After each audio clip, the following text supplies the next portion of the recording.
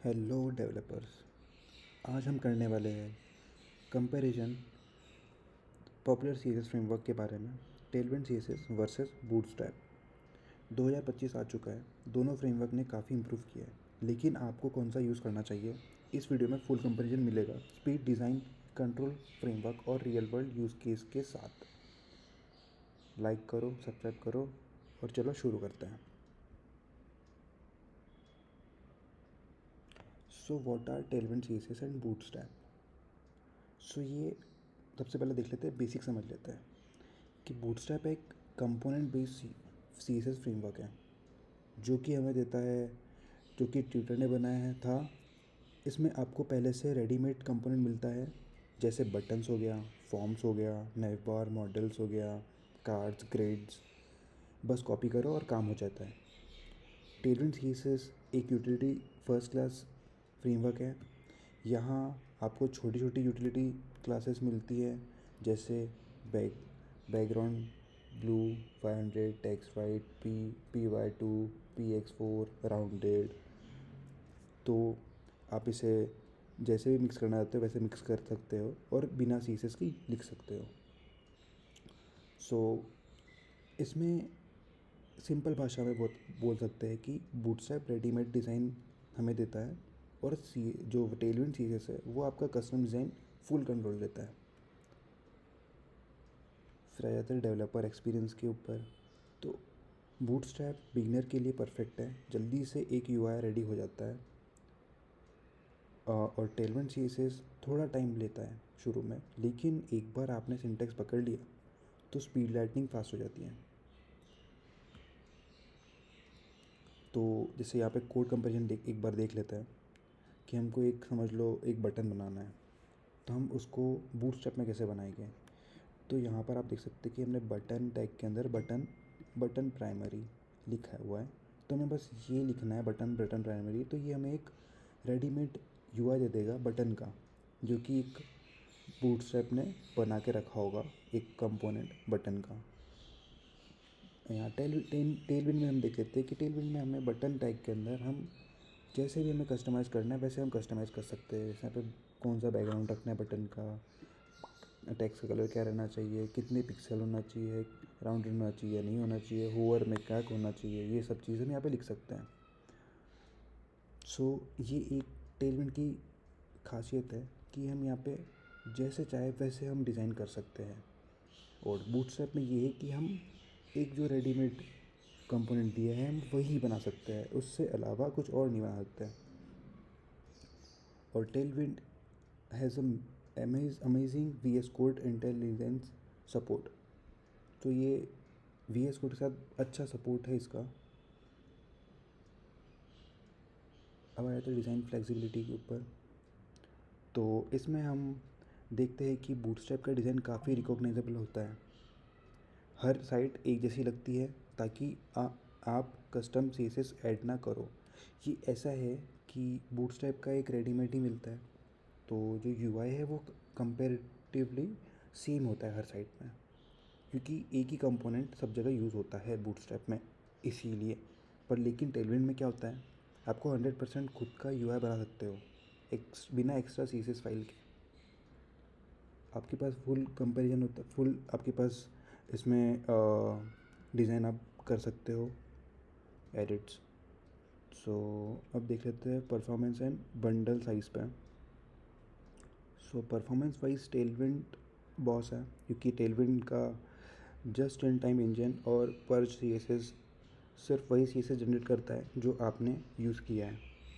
इससे final bundle बहुत light weight होता है। पर बूटस्ट्रैप में क्या होता है, बूटस्ट्रैप में पूरी स्टाइल शीट लोड होती है, चाहे आपने यूज़ की हो या ना नहीं की हो।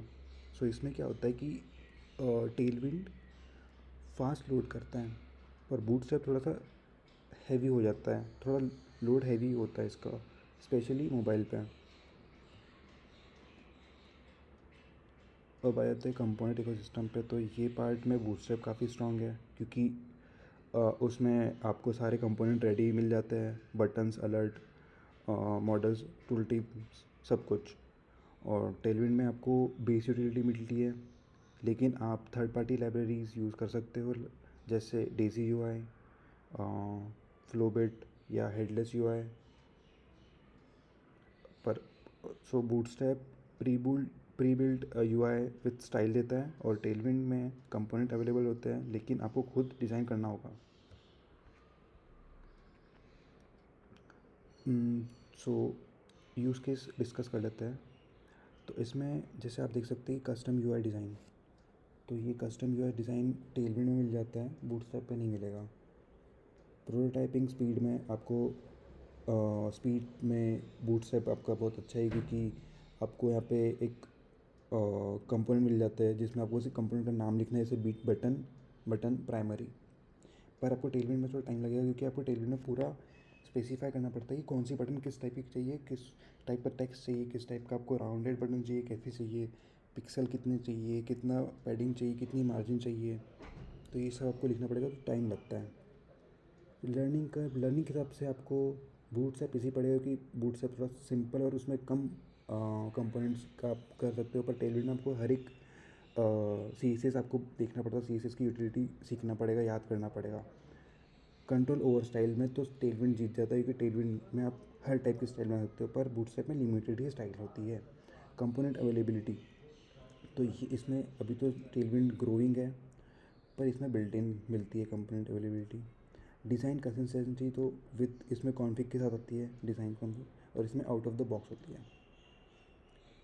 सो अभी हम ये देख लेते हैं कि मॉडर्न ऐप्स के लिए यूज़ कर सकते हैं, और यूनिक ब्रांडिंग अगर चाहिए और डिज़ाइन कस्टम चाहिए तो आप टेलविंड यूज़ कर सकते हो। या फिर आपको इंटरनल टूल के लिए चाहिए, कोई डेमो के लिए चाहिए, जल्दी जल्दी से हो जाना चाहिए, ऐसे चाहिए आपको, तो आप बूटस्ट्रैप यूज़ कर सकते हो। या आप पहले से बूटस्ट्रैप यूज़ कर रहे हो तो आप यूज़ कर सकते हो। तो टेलविंड बेस्ट है जब आप मॉडर्न यूआई, कस्टम यूआई चाहते हो, और बूटस्ट्रैप बेस्ट है जब आपको जल्दी यूआई बनाना है, स्पेशली फॉर इंटरनल टूल और एमवीपीज़।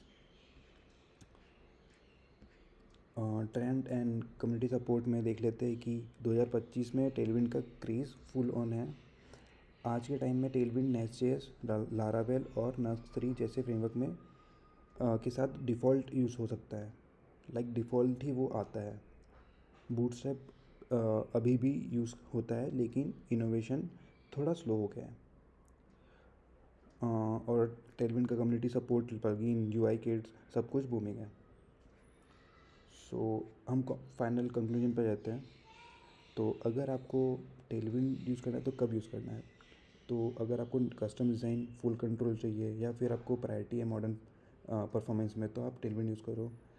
बूटस्ट्रैप अभी यूज़ करो जब आपको फास्ट कुछ चीज़ देनी है, फास्ट डिलीवरी देनी है, या फिर आपको complete UI out of the box चाहिए, या फिर आपको आपको मिनिमल सेटअप चाहिए, तो आप यूज़ कर सकते हो। Both are great, it depends on your goal.